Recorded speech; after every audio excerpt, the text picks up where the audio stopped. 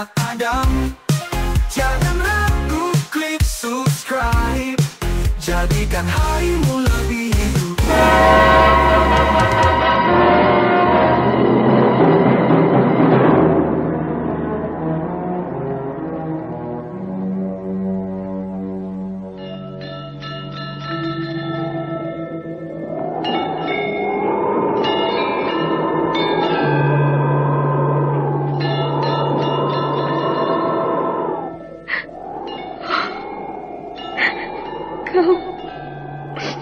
Kau tersesat, Ayu.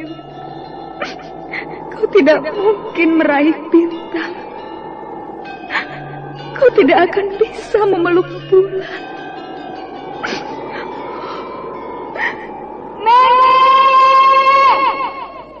Nenek Raga Runting!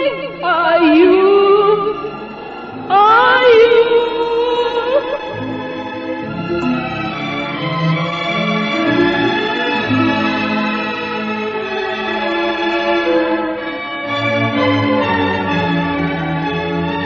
Sanggar Cerita dan Sanggar Prativi mempersembahkan Mahkota Mayangkara.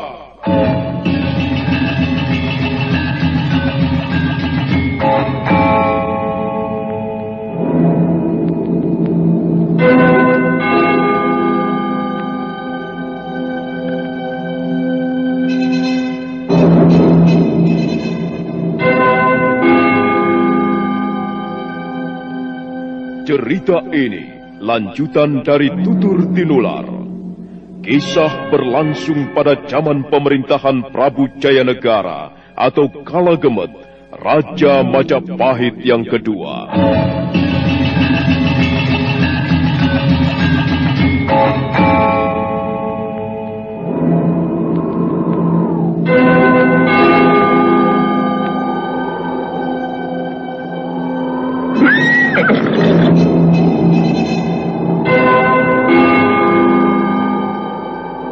Bukan lagi Raja Majapahit. Akulah raja. Akulah yang berkuasa. Ayo, obrak-abrik desa Ganding. Tangkap Jayanegara. Tangkap Jayanegara.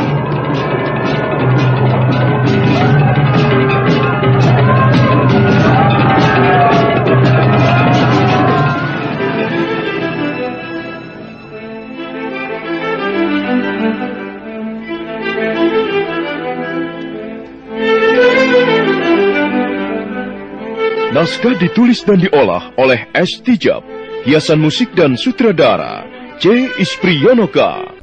Kali ini mengetengahkan episode ke-7 dengan judul Tegak Bagaikan Dinding Karang. Dalam seri ke-193 ini didukung oleh para pemain Bambang Jeger sebagai Cakradara, Abi Nugroho sebagai Kudamerta, Yuli Mulyana sebagai Ayu Wandira, Endang sebagai Jangir, dan Asdi Suhastra, pembawa cerita. Selamat menikmati. Sandiwara Radio ini masih Anda dengarkan di channel YouTube Satria Collection. Jangan lupa tekan tombol like dan subscribe.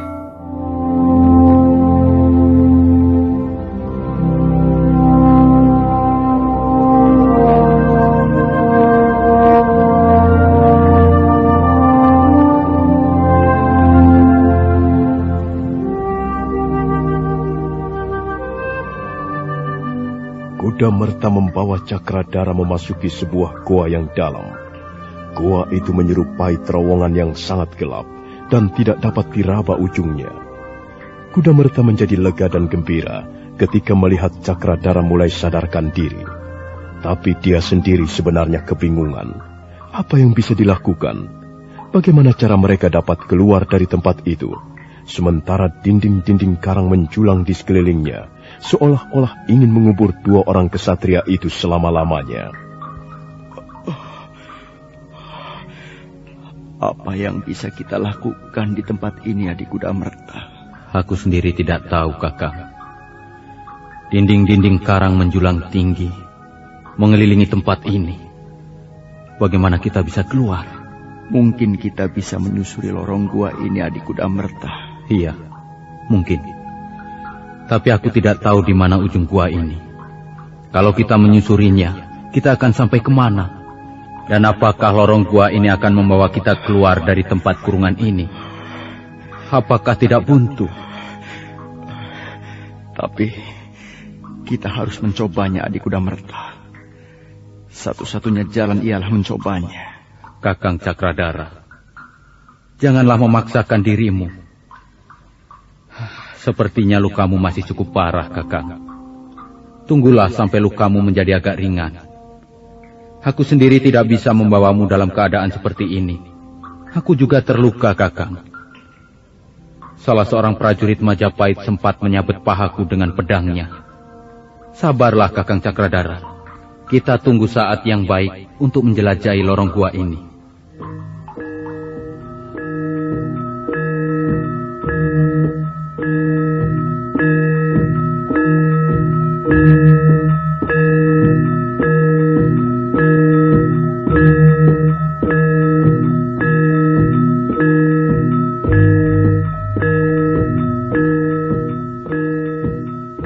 Akhirnya Cakradara menurut apa yang dikatakan Kudamerta. Mereka istirahat di mulut gua beberapa hari lamanya. Kudamerta terpaksa mencari lumut-lumut air untuk sekedar pengganjal perut. Kadangkala dia berhasil menangkap beberapa ekor ikan sungai yang berenang tidak jauh dari tepian goa. Menjelang hari yang kelima, Cakradara nampak sudah menjadi sedikit segar. Sekalipun tenaganya belum pulih kembali, mereka memutuskan untuk menyusuri lorong goa hari itu juga.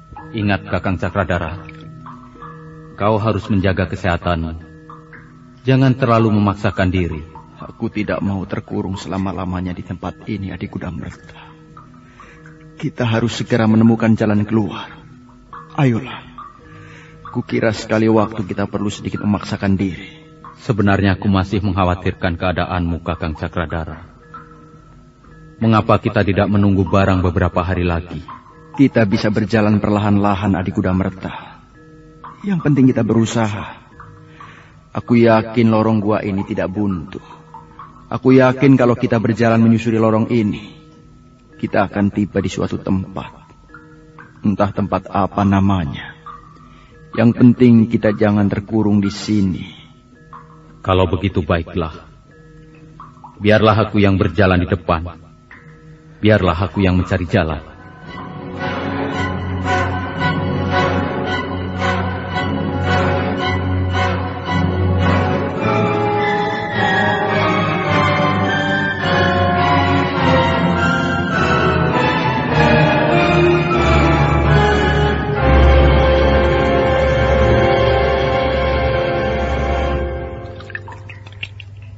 Kudamerta mulai melangkah perlahan-lahan menyusuri lorong yang gelap.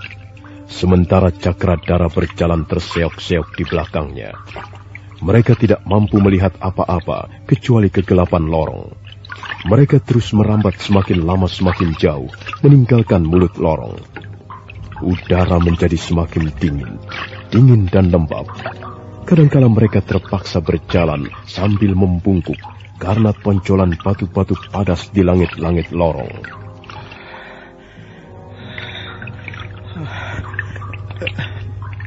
Tunggu sebentar, Adik Kudamerta. Kita istirahat dulu. Kakang, sepertinya lorong gua ini bercabang menjadi dua. Mana yang harus kita pilih, Kakang? Sebaiknya kita memilih ke arah kanan. Kita pilih saja lorong yang lebih lebar. Iya. Mudah-mudahan saja kita tidak salah memilih lorong. Kalau sampai kita menemukan lorong buntu, kita benar-benar akan terkubur di tempat ini, Kakang. Mudah-mudahan Dewata Agung menurunkan tangan-tangannya untuk menyelamatkan kita, Adik Kudamerta. Iya. Seandainya kita bisa keluar dari lorong ini, kita masih harus berhadapan dengan prajurit-prajurit Majapahit. Siapa tahu mereka sudah menunggu kita di ujung lorong. Sudahlah, Adik Kudamerta. Sekarang kita menjadi dua orang buron. Iya. Kita menjadi musuh pemerintah Majapahit.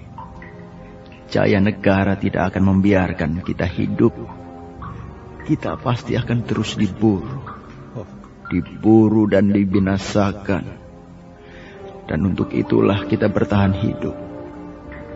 Dewata Agung akan berpihak kepada orang yang berkehendak baik. Kita tidak pernah memusuhi Kanda Prabu Jayanegara. Tapi mengapa dia berbuat sewenang-wenang kepada kita? Karena kita dianggapnya saingan Kakang Cakradara. Raja bodoh. Iya. Curiga tanpa alasan. Hanya karena dia takut kekuasaannya direbut orang. Dia lalu ingin menyingkirkan kita. Sungguh-sungguh tidak masuk akal. Majapahit tidak akan menjadi besar di tangan raja bodoh. Sudahlah. Biarkan saja raja bodoh itu. Ayo adik Kudamerta. Kita lanjutkan lagi perjalanan. Bagaimana luka-lukamu, Kakang? Ya, jangan pikirkan luka-lukaku adik Kudamerta. Kita harus segera sampai di ujung lorong atau terkubur di tempat ini.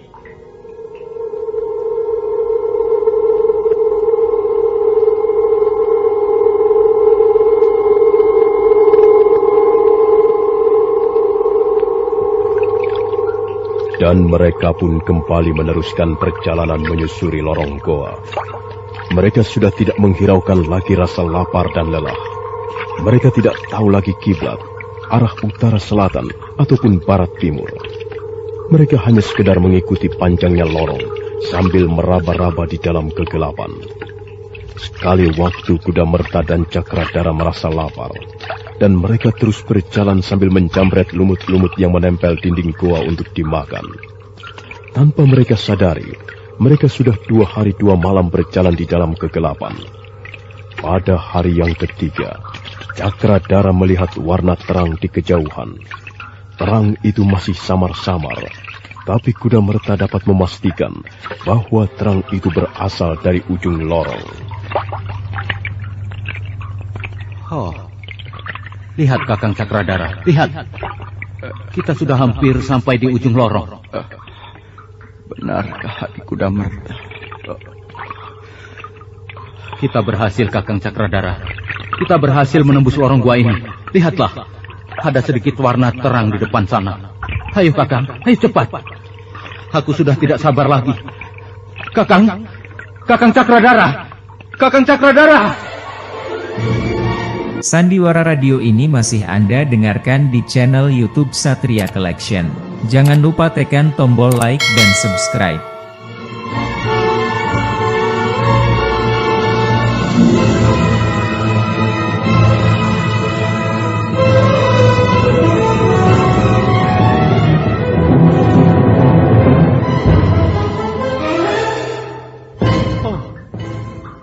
Dia pingsan.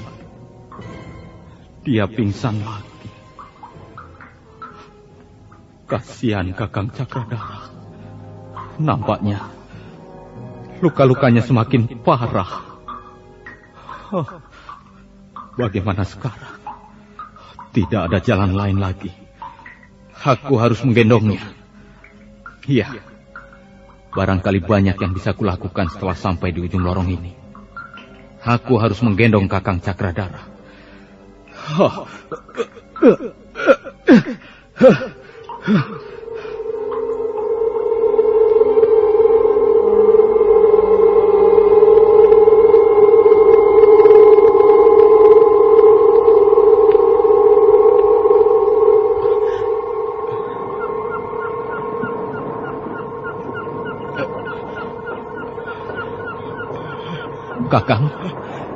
Kakang Cakradara, kita sudah sampai di ujung lorong, Kakang. Hampir setengah hari kau pingsan. Kita selamat, Kakang. Kita tidak akan terkubur di lorong gua yang panjang ini. Aku seperti mendengar suara pantai. Sekarang kita memang berada di sebuah pantai, Kakang. Entah pantai apa namanya. Rupanya ujung lorong ini terletak di sebuah pantai. Dan kita telah berhasil menyelesaikan perjalanan kita yang panjang dan melelahkan, Kakang. Aku merasa sangat lemah. Iya, mungkin aku bisa mencari sesuatu untuk dimakan, Kakang. Kau tunggulah sebentar di sini. Aku akan segera kembali lagi.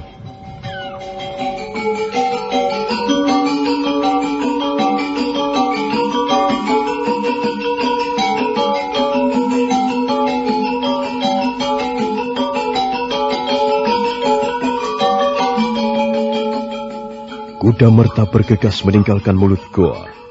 Cakradara terbaring lemah di atas lempengan batu berbentuk pipih.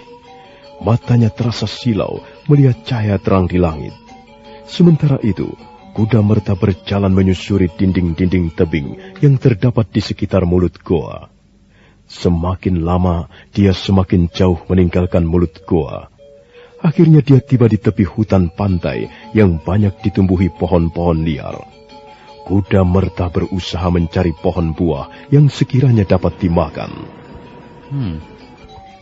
Banyak sekali pohon-pohon liar di hutan ini.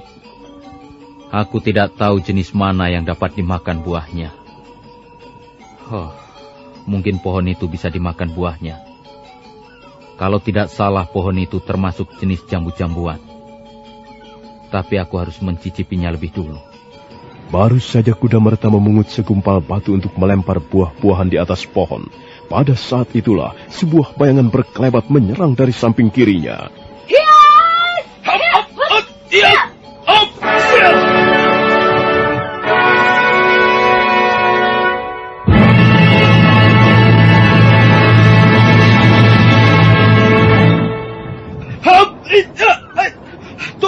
Tunggu dulu. Mengapa kau menyerangku? Kau pasti penjahat yang bersembunyi di sekitar tempat ini. Sekarang aku akan menangkapmu. Tunggu dulu.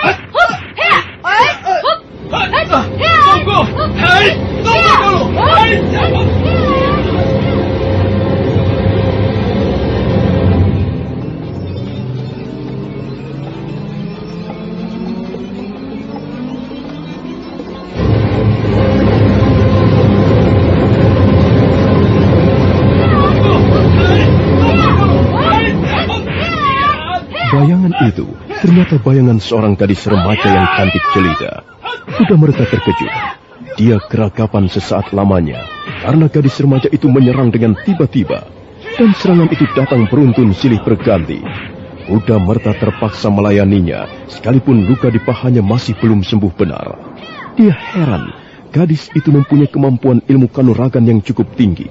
Gerakannya lincah dan serangannya cukup berbahaya. Karena merasa dirinya tidak mungkin dapat menandingi kemampuan gadis itu, Kuda Merta akhirnya memilih melarikan diri. Dia buru-buru melompat dan tubuhnya segera lenyap di balik celah-celah tebing. Jangan lari! Awas kau!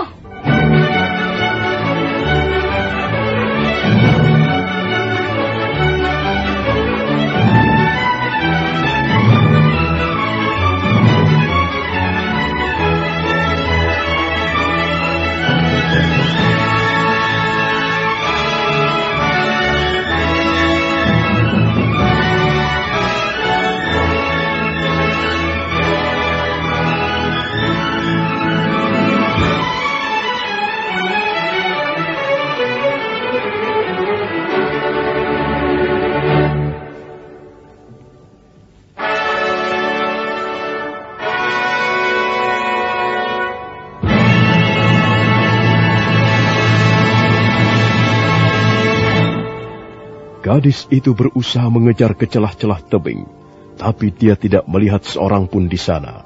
Kuda Merta telah lenyap entah kemana. Akhirnya gadis itu kembali ke tempat semula. Ayu? Ayu? Ayu? Ayu? Aku mencarimu sampai kemana-mana. Rupanya kau di sini. Ada apa, Ayu? Apa yang telah terjadi? Baru saja aku bertarung melawan seorang laki-laki, Jangir. Seorang laki-laki? Iya. Dia terluka di bagian pahanya. Dia lari ke sana. Aku tidak berhasil menangkapnya. Mungkin dia seorang penjahat yang bersembunyi. Kok ini sembrono sekali, Ayu? Kau terlalu berani. Jangan-jangan dia benar-benar penjahat. Orang seperti itu berbahaya, Ayu. Tempat ini menyeramkan sekali. Mungkin saja tempat ini menjadi sarang kawanan penjahat. Aku tidak pernah takut berurusan dengan penjahat. Aku benci kejahatan. Orang-orang seperti itu harus ditangkap dan dibinasakan. Jangan, Ayu. Lebih baik kita tidak berurusan dengan mereka. Mungkin jumlah mereka cukup banyak. Lebih baik kita laporkan saja pada kepala desa. Belum tentu mereka bersembunyi di suatu tempat. Mungkin saja besok dia sudah pindah ke tempat lain. Sudahlah, ayo kita kembali.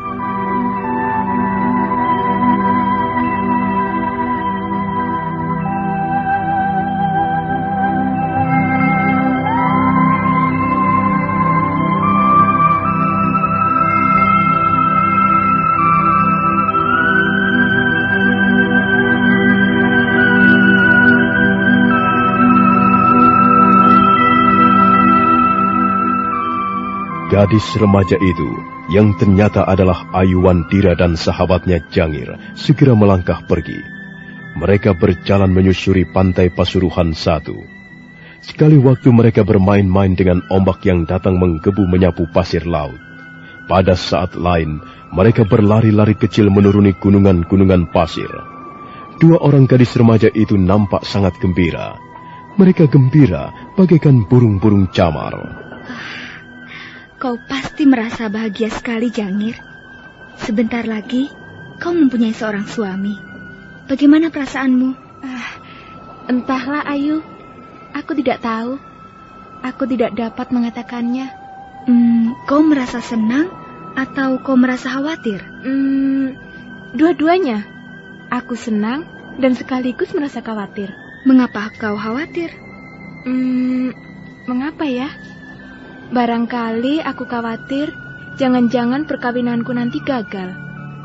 Aku takut tidak bahagia selama menempuh hidup perkawinan kami, Ayu.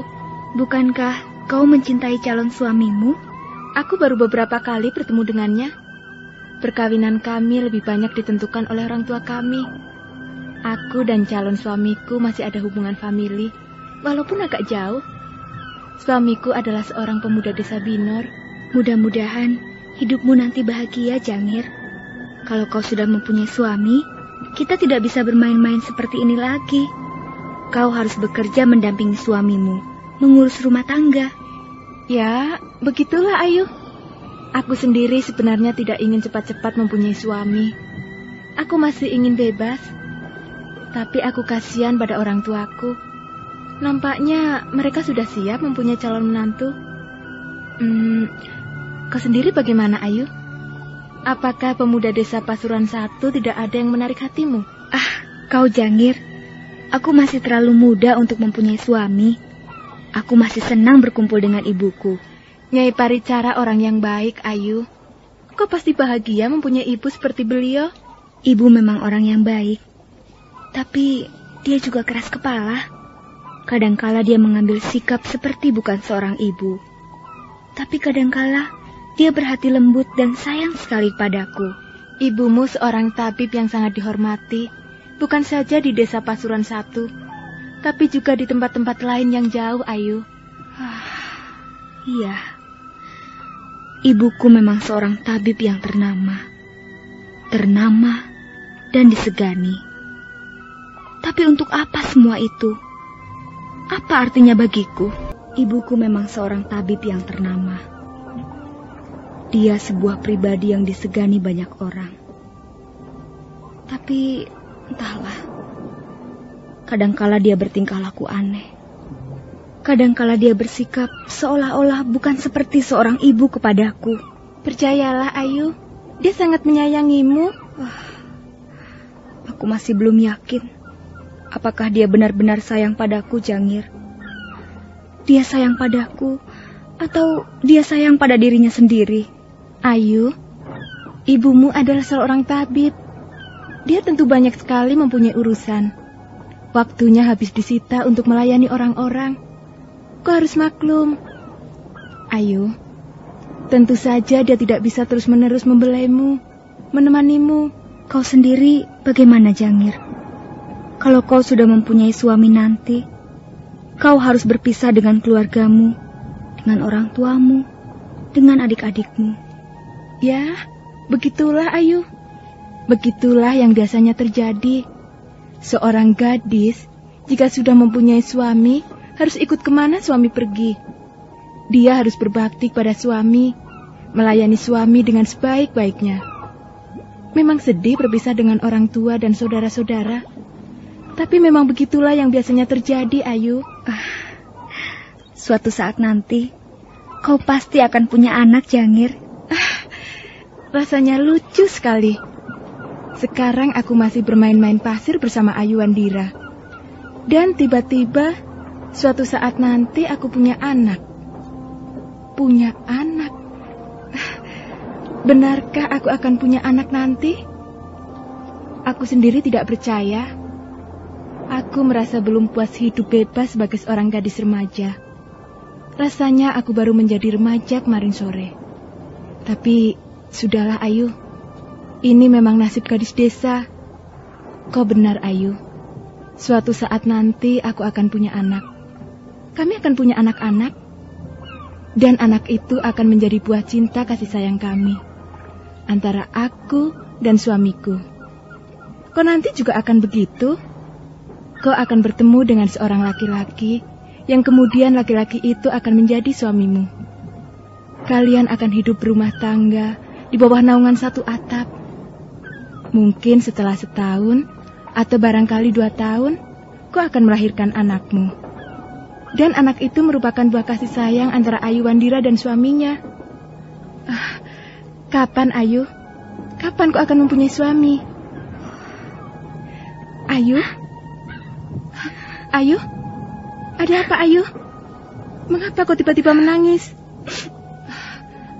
Ayu, apakah kata-kataku telah menyinggung perasaanmu? Maafkan aku, Ayu. Mungkin aku telah salah mengucapkan kata-kata. Tidak, Jangir. Kau tidak salah apa-apa. Barangkali akulah yang salah. Ayo, kita pulang, Jangir. Kita sudah lama bermain-main di tepi pantai. Sandiwara radio ini masih Anda dengarkan di channel YouTube Satria Collection. Jangan lupa tekan tombol like dan subscribe.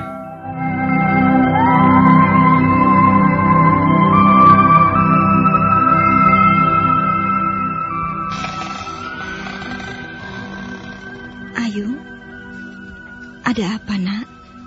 Kau kelihatan murung. Sudah sejak tadi aku menunggumu di meja makan. Ayo, kita makan bersama-sama. Tidak, Bu. Aku tidak lapar. Kau belum makan sejak siang tadi. Kau pasti lapar. Ayo makan bersama Ibu. Tidak, Bu. Kalau Ibu lapar, silahkan makan dulu. Nanti aku akan makan sendiri. Mengapa harus makan sendiri-sendiri, Ayu? Kulitmu semakin hitam. Setiap hari kau bermain-main di tepi pantai. Kau bermain-main bersama Jangir, bukan? Jangir adalah sahabatku yang paling dekat di desa ini, Bu. Sebentar lagi Jangir akan menjadi seorang pengantin. Sebentar lagi dia akan mempunyai suami. Tidak baik kau membawanya pergi bermain-main seperti itu. Dia harus mulai belajar mempersiapkan diri menjadi seorang istri yang baik, Ayu. Mengapa kau tidak bermain-main bersama temanmu yang lain? Kau banyak mempunyai teman di sini. Bukan hanya Jangir. Jangir seorang sahabat yang baik, Bu. Dia banyak mengerti tentang keadaanku. Kalau kita bersikap baik kepada sahabat-sahabat kita, mereka pun akan bersikap baik kepada kita. Tapi Jangir lain, Bu. Kami merasa sangat cocok bersahabat. Kami tidak segan-segan mengutarakan perasaan kami masing-masing. Anakku, memang seharusnya begitulah sebuah persahabatan. Apa artinya sahabat kalau di antara mereka masih menyembunyikan rahasia? Seorang sahabat harus bersikap jujur. Tapi kau harus memperhatikan kepentingan Jangir dan keluarganya. Kasihan Bapak Wali Kadep, Ayu. Dia sangat mengharapkan putrinya segera mendapatkan pasangan hidupnya. Mungkin tidak berapa lama lagi, Jangir sudah harus dipingit. Dia tidak boleh pergi kemana-mana, karena dia akan menjadi seorang pengantin wanita. Karena itu, lebih baik kau segera berpaling kepada sahabatmu yang lain, Ayu. Ibu, ada apa? Ada apa, Ayu? Sepertinya kau ingin menanyakan sesuatu. Suatu saat nanti, Jangir pasti akan mempunyai anak. Bukankah benar demikian, Bu? Ya, Tentu saja, Ayu. Suatu saat nanti, Jangir akan mempunyai anak. Dan Bapak Wali Kadep akan mempunyai seorang cucu. Itu sudah biasa. Itu merupakan hukum kodrat. Kodrat pikiran alam semesta. Coba lihat.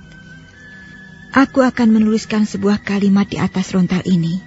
Meisin mengambil tangkai pena, kemudian mengguratkan aksara-aksara di atas rontal. Sesaat lamanya Ayuwandira mengawasi ibunya menulis beberapa patah kata. Nah, bacalah. Alam semesta bersemi. Pada akhirnya akan kembali ke asalnya. Ya, alam semesta bersemi. Pada akhirnya akan kembali ke asalnya. Itu adalah ucapan seorang pujangga agung bangsa Tionghoa yang bernama Loju atau Laozi. Pujangga Loju mengatakan, semua benda yang ada di alam semesta ini, semuanya mempunyai asal muasal. Mereka tidak ada dengan sendirinya. Tidak ada seorang bocah yang lahir ke muka bumi dari sebungkah batu. Tidak ada biji-bijian pohon yang bertunas tanpa sebab. Semuanya ada sebabnya. Kau lihat tumbuh-tumbuhan. Semula dia berasal dari biji, lalu bersemi menjadi batang. Tumbuhlah cabang-cabang, tumbuh ranting dan daun, dan akhirnya tumbuh menjadi pohon yang semakin besar. Indah sekali bukan pekerjaan Dewata Agung yang mengatur alam semesta ini? Indah dan rumit. Tidak bisa dipecahkan dengan akal pikiran manusia yang terbatas. Bayangkan saja, Ayu. Apa artinya sebuah biji yang tercampak di atas belukar? Ya, mengapa biji itu bisa berkembang dan tumbuh menjadi pohon yang besar dan rindang? Itu adalah berkat kekuatan alam. Dan kekuatan alam bisa timbul karena kebesaran Sang Penciptanya. Pohon bisa tumbuh semakin besar karena akarnya masuk ke dalam tanah dengan kokoh, sehingga akar-akar itu bisa mengisap zat-zat makanan yang ada di dalam perut tanah. Itulah keajaiban alam. Demikian pula dengan manusia, Ayu.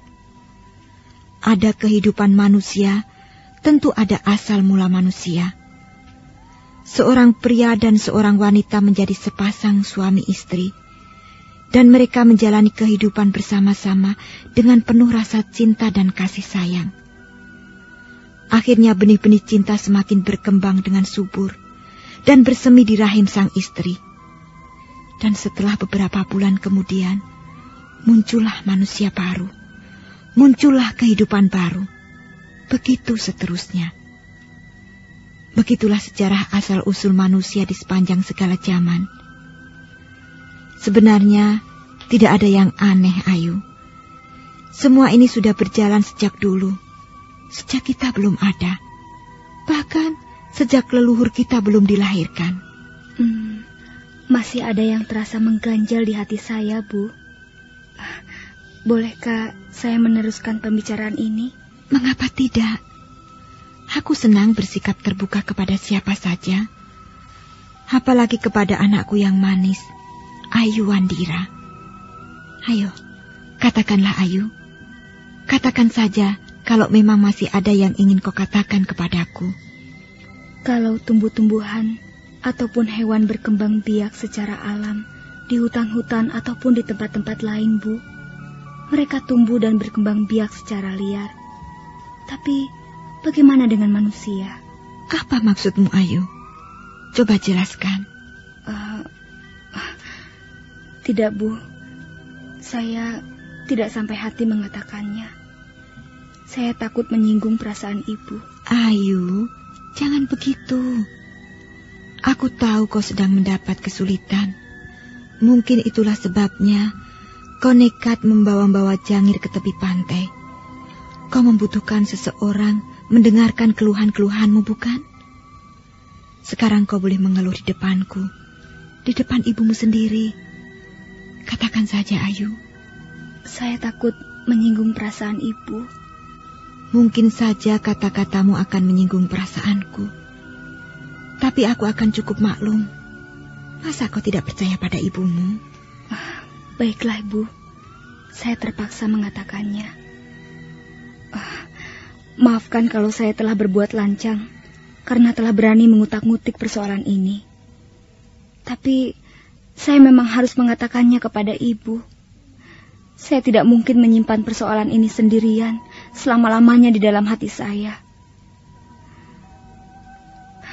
Suatu saat nanti, Jangir akan mempunyai seorang anak. Mungkin 1 atau 2 orang. Jangir pasti akan merasa bahagia karena kelahiran anak-anaknya. Demikian pula suaminya. Demikian pula anak-anak itu. Mereka akan bahagia karena mereka dilahirkan di tengah-tengah orang tua yang mapan. Tunggu dulu, Ayu. Aku tahu kemana arah pembicaraanmu. Biarkan saya selesai bicara, Bu. Tidak usah kau teruskan. Ibu tahu apa yang kau maksudkan. Ibu dapat mengerti keadaan saya, bukan? Ibu dapat menyelami perasaan saya, bukan? Cukup, Ayu. Cukup. Jangan teruskan lagi. Mengapa Ibu takut mendengarkan keluhan saya, anak Ibu sendiri? Ibu, kalau saja Ibu mau mendengarkan suara hati saya ini. Kalau saja Ibu sudi berpaling kepada Ayu. Tapi saya tahu, Ibu adalah seorang wanita yang keras hati. Mana mungkin saya dapat melunakkan hati Ibu. Ayu, anakku. Selama ini kita hidup dengan tenang. Setelah bertahun-tahun lamanya kita terpisah oleh keadaan. Akhirnya Dewata Agung mempersatukan kita kembali. Aku sangat bahagia. Hidupku terasa lebih nyaman karena aku telah bersatu dengan putriku kembali. Apakah kau tidak merasakan hal yang sama, Ayu? Tidakkah kau sudah cukup merasa bahagia sekarang ini? Saya akan merasa jauh lebih bahagia jika Ibu sudi memperhatikan keinginan saya. Keinginan seorang anak. Keinginan setiap anak. Keinginan apa, Ayu? Kau jangan macam-macam. Jangan membuat perkara baru lagi. Ibu baru saja menuliskan sepatah kalimat. Gagasan seorang pujangga agung yang bernama Loju. Tapi rasanya kalimat itu belum lengkap, Ibu. Setidak-tidaknya di mata saya. Dan sekarang saya akan melengkapinya. Silahkan Ibu membaca beberapa kalimat yang sempat saya tuliskan. Anak ialah buah cinta yang diberkati tangan-tangan suci para dewa, yang direstui roh para leluhur. Ketika pengantin wanita dan pengantin pria berbimbingan tangan naik tangga puri perkawinan, membakar setanggi yang harum dan mengucapkan sumpah sehidup semati. Ayu, cukup. Ibu, aku bilang cukup. Tak ada perlunya kau mengutik-ngutik masalah ini. Tak ada gunanya, Ayu. Iya. Bagi Ibu memang tidak ada gunanya. Tapi bagi Ayu, hatiku selalu menjerit, Bu. Anak siapa sebenarnya Ayu ini? Ayu, sampai hati kau mengatakan seperti itu di depan ibumu. Tentu saja kau anakku. Sejak kapan saya menjadi anak Ibu? Dengar, Ayu. 9 bulan kau mengeram di perut ibu. Bahkan ibu menyabung nyawa hanya untuk melahirkanmu ke muka bumi ini. Ayu, jangan kau sakiti hati ibumu lagi, nak. Hentikanlah semua ini. Cukuplah. Jangan diteruskan lagi, Ayu. Ibu, saya hanya ingin melihat. Saya hanya ingin melihat Ibu seperti ibu-ibu yang lain. Saya ingin melihat ayah seperti ayah-ayah yang lain. Bukankah mereka semuanya menjadi orang tua yang baik, yang mapan di tengah-tengah masyarakat? Saya ingin ibu dan ayah bergandengan tangan membakar dupa, memanjatkan puji syukur di depan Dewata Agung, dan memasuki puri perkawinan seperti yang pernah dilakukan suami istri yang lain. Ayu, sudah kukatakan padamu, tidak ada gunanya. Aku tidak sudi bergandengan tangan dengan Arya Dwi Pangga.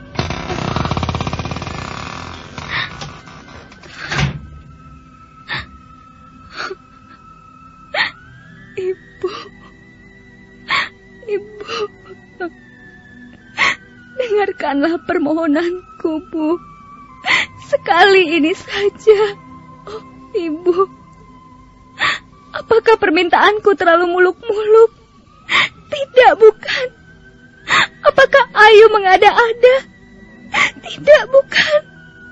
Oh, Ibu, dengarkanlah ratapanku ini, Bu. Dengarkanlah permohonan Ayu. Ayu tidak ingin mengganggu perasaan Ibu. Ayu hanya ingin menjadi anak dalam arti yang sesungguhnya. Oh, Ibu, dengarkanlah tangis Ayu ini, Bu. Sandiwara radio ini masih Anda dengarkan di channel YouTube Satria Collection. Jangan lupa tekan tombol like dan subscribe.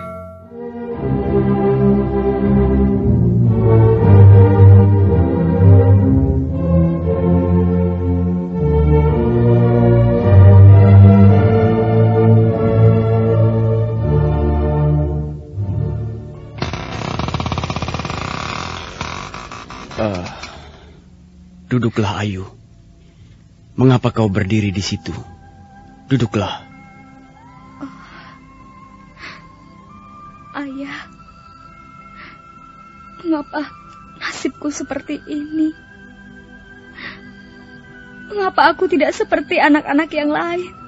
Ayu, apa katamu? Mengapa nasibku tidak seperti anak-anak yang lain? Kau ini lucu sekali, Ayu. Mengapa kau bisa berkata seperti itu?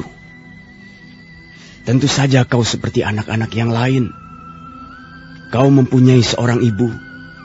Kau juga mempunyai seorang ayah. Kau mempunyai teman-teman yang baik.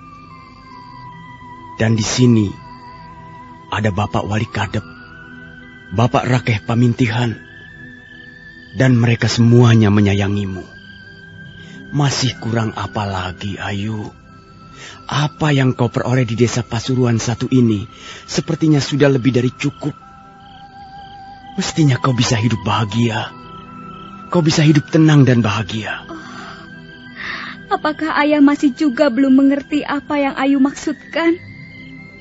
Sekarang ini aku belum merasa menjadi seorang anak. Anak dalam arti yang sesungguhnya. Apa maksudmu? Aneh sekali persoalan yang kau bawa kemari. Apa maksudmu, Ayu? Semua anak pasti hidup tenang dan bahagia di tengah-tengah orang tuanya. Sebab kedua orang tua mereka saling mengasihi. Dan kedua orang tua mereka pernah naik ke tangga puri perkawinan bersama-sama. Apakah ayah dan ibu pernah menjalankan upacara suci itu? Jadi, itu masalahnya. Saya sedih, Ayah. Hati saya sakit setiap kali saya menyadari kedudukan saya sebagai seorang anak. Saya merasa belum menjadi seorang anak. Anak dalam arti kata yang sesungguhnya. Anak yang resmi. Anak dari buah perkawinan yang syah. Sekarang, apakah Ayah sudah mengerti? Iya. Aku sudah mengerti. Aku mengerti apa yang kau maksudkan. Dan aku dapat mendengar ratapanmu, Ayu. Aku dapat mendengar suara tangismu itu. Sandiwara radio ini masih Anda dengarkan di channel YouTube Satria Collection. Jangan lupa tekan tombol like dan subscribe.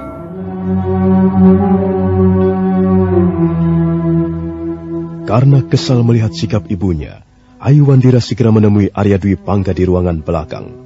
Dan gadis remaja itu pun segera menumpahkan ratap tangisnya di depan ayah kandungnya. Nah, saudara pendengar, bagaimanakah kisah selanjutnya? Silahkan menunggu seri berikutnya. Sampai jumpa. Sandiwara Radio ini masih Anda dengarkan di channel YouTube Satria Collection. Jangan lupa tekan tombol like dan subscribe.